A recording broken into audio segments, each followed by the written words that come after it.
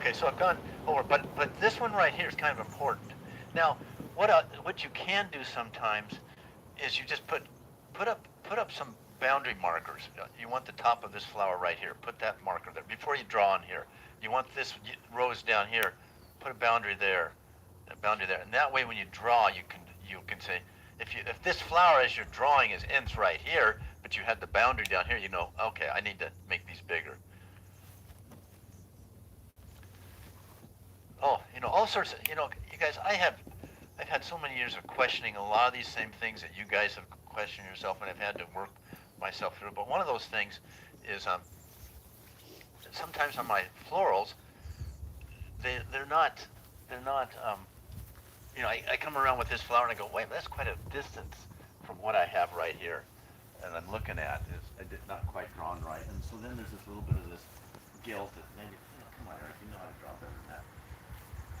Just got to work through all that stuff, and then finally you go, you know what? These flowers are going to be dead in 2 days. No one's going to know that I have a little bigger gap in that flower than what I see. So take that pressure off yourself. All right, let's go.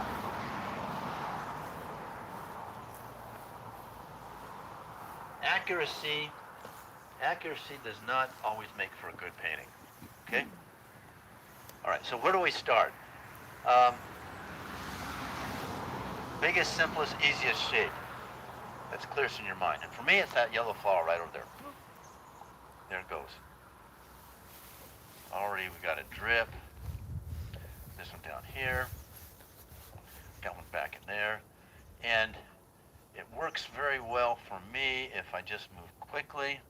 Let's go ahead and get some opposite colors going around. Sometimes I'll start with these flowers with opposite colors, but I'm going to go ahead and throw it in right now. So I got a little bit of purple there going.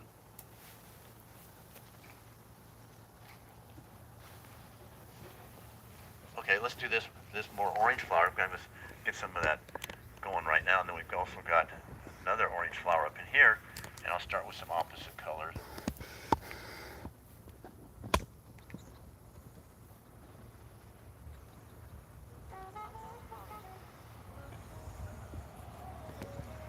All right. Now, right off the bat, you can see the variety of color we got in that flower. Right here.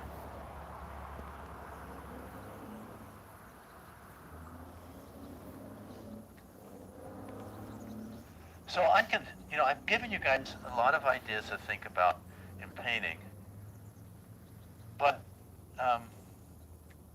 you need to take this information and adjust it to your own personality. Some of this stuff, you may just say that just doesn't work for me, and it could be allowing everything to run together right at the beginning. Not gonna do it. Is this still working? Yeah. All right. That may not work for you. Okay.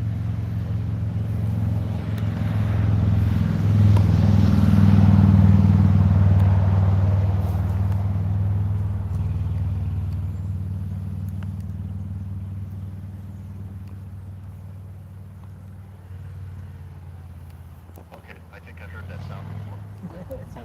I thought that's the digestion before the sound. I think it means that this thing's done.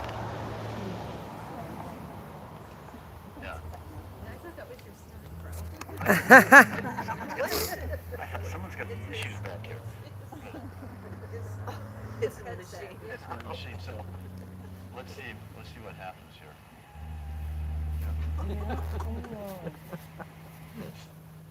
Just the depth. The death now.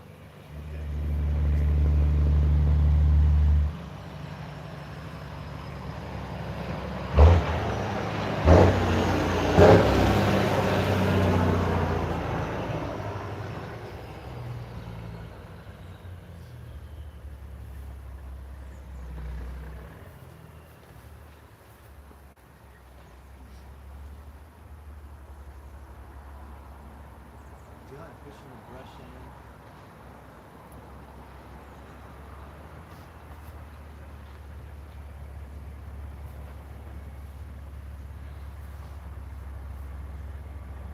it around.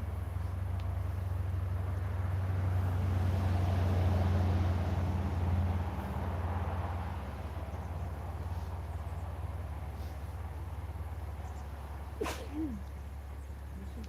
you.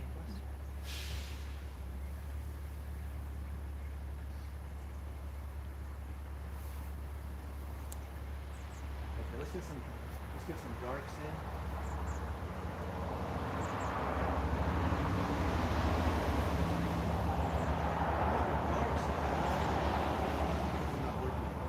No. History. Yeah. Very That'll confuse someone someday. Don't assume that every dark is some sort of a blue. It's not. If I look within this floral arrangement, it's a deep dark green. That's what my burnt umber is going to come in. Mix a little burnt umber in with my green here. If you take a photograph, you're going to get that flat blue-gray color, which is a big lie. So this is my area diamond. Notice also, I'm holding the brush clear back here, not white knuckling it.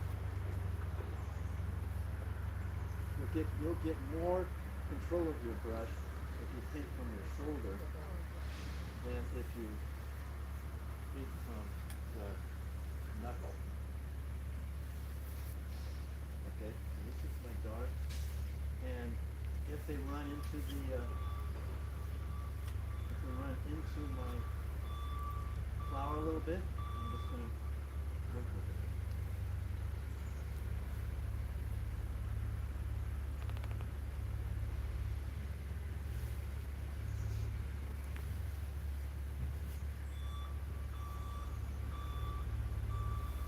This is all the sloop you guys have going.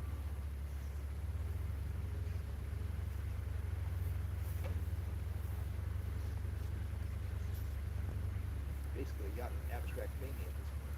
Yeah. So you see how that's running into that flower? Let it happen.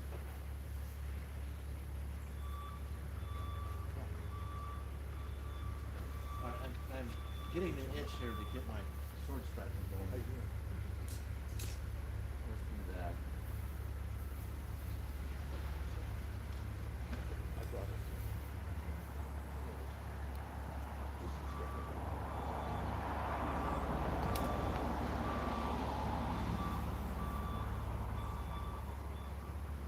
So, trying the things that you find something that really gives you some inspiration in painting. It's like me. And it may be quite different than what I'm showing you. That's okay.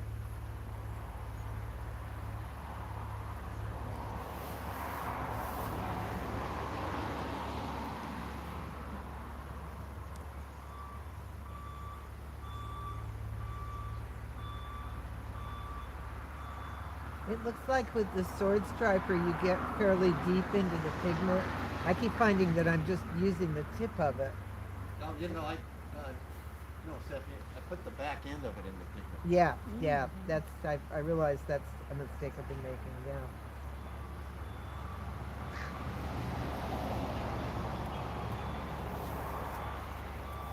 Make it feel like it's going out as a picture. Mm-hmm.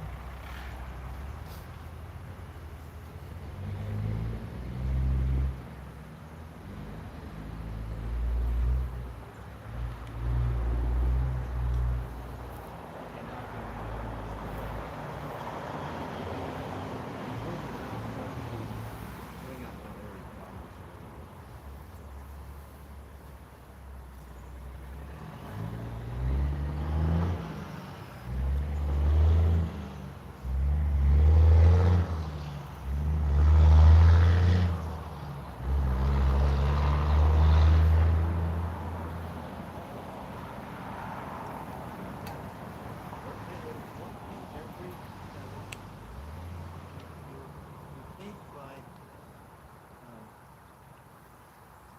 Giving hints, symbols. You don't paint the thing, you paint symbols.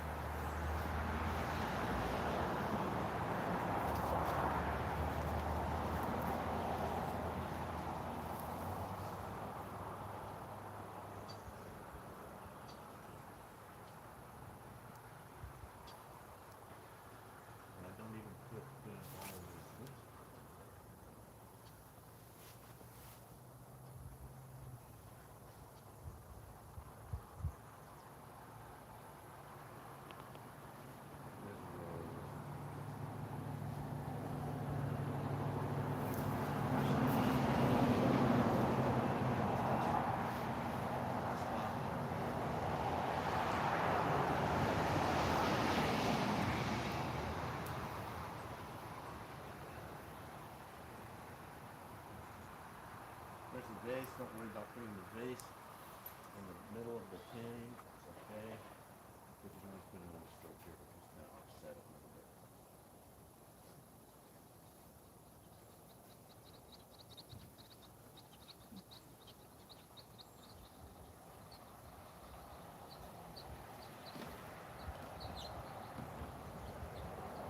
Oops, now look one right back on this side.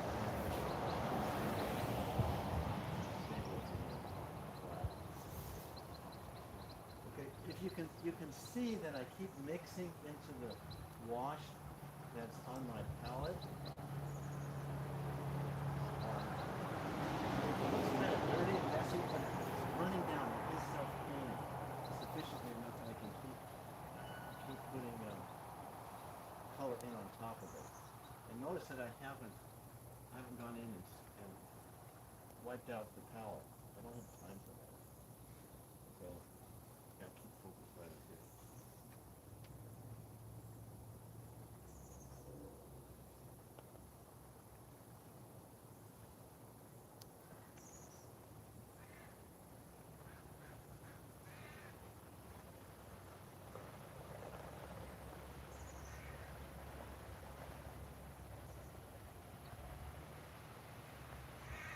Okay, so now I'm going to. This is my area of dominance. So I'm going to see how much.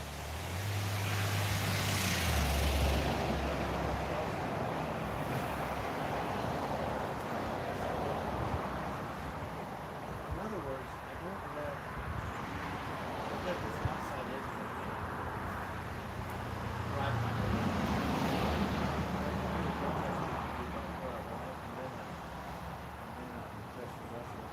Otherwise,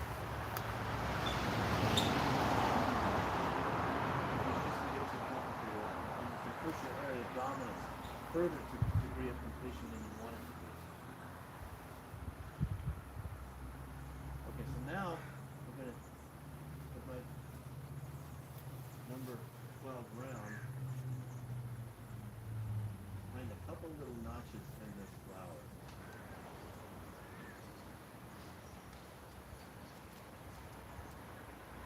These are now my hard edges.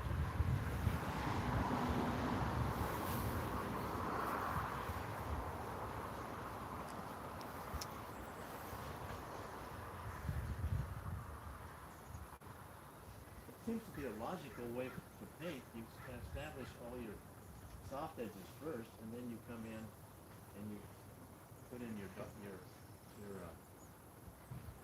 hard edges at the end. But quite frankly, I haven't seen a whole lot of discussion on that. Another artist.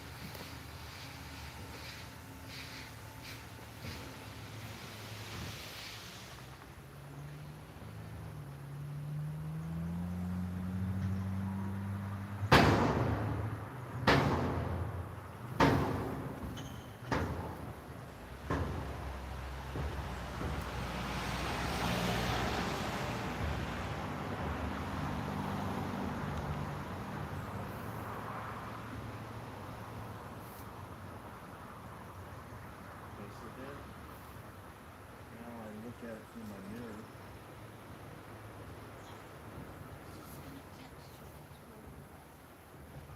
If I can find it.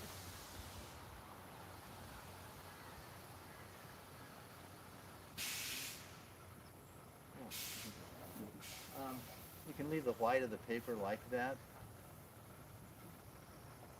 That's really, a lot of my light pattern is really not within here, it's this pattern on the outside.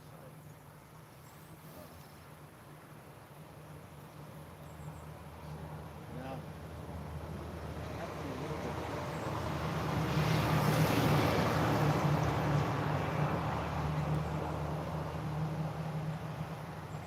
at this point in the thing, because you could be thinking, okay, now I'm really ramped up and I'm into this painting, and you're already done, but you feel like painting now, finally.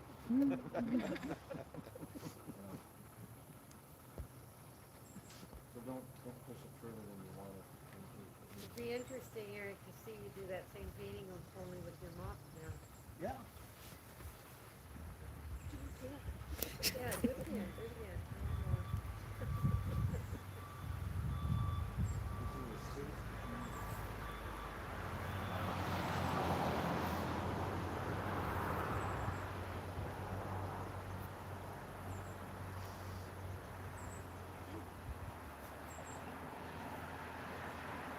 So I'm still gonna use some light.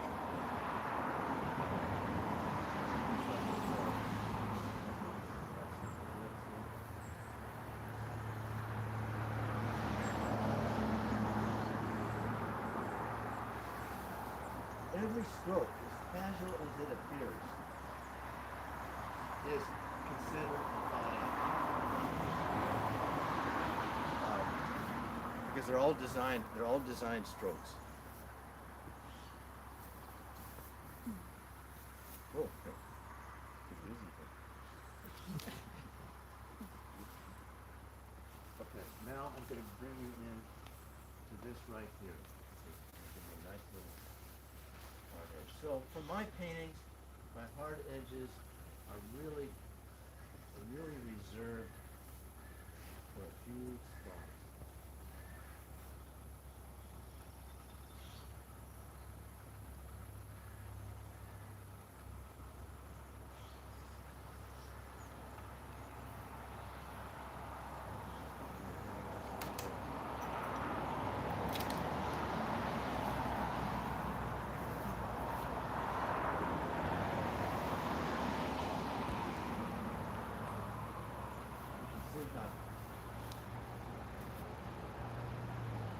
These are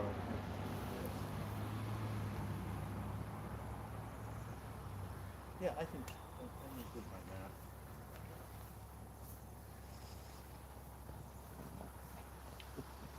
I really like the florals, and I'm thinking if we could put these into the end. That was only 17 minutes. Some stuff. Yeah. From first stroke to now, 17 minutes. Yeah, it is. And I always think we can well, pull that off. farm grown flowers, do you know that? Oh no! I have to remember that because all my family back east are farm people. Farm grow flowers is out of San Francisco. And what they do is they source locally. So you're not getting too much stuff from them. Right. And then they put it together and they get it to you as quickly as possible wherever you are. Yes, That sounds great. Anyway, so I think it's well, but maybe different techniques. I think maybe I'll try it. I'm gonna try the flat brush today. Yeah. Yeah. Because I'm thinking too, I get so much water and pigment in that mall Yeah. that everything ends up too dark and muddy. Exactly. And it works for some things really well, but when you get into smaller detail, Yeah. I can't just get the tip on there. yeah, my soup covers all of the,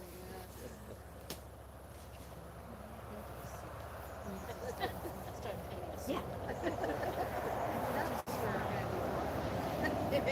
I have trouble picking up that, he pulls up his palette, picking it up like that, and it will be too dark. Mm-hmm. And then I can't come back. Yeah. Yeah. Pale, like the house yesterday, that's what happened to me. Mm-hmm. Nice, Eric. Thank you. That was a lot of fun.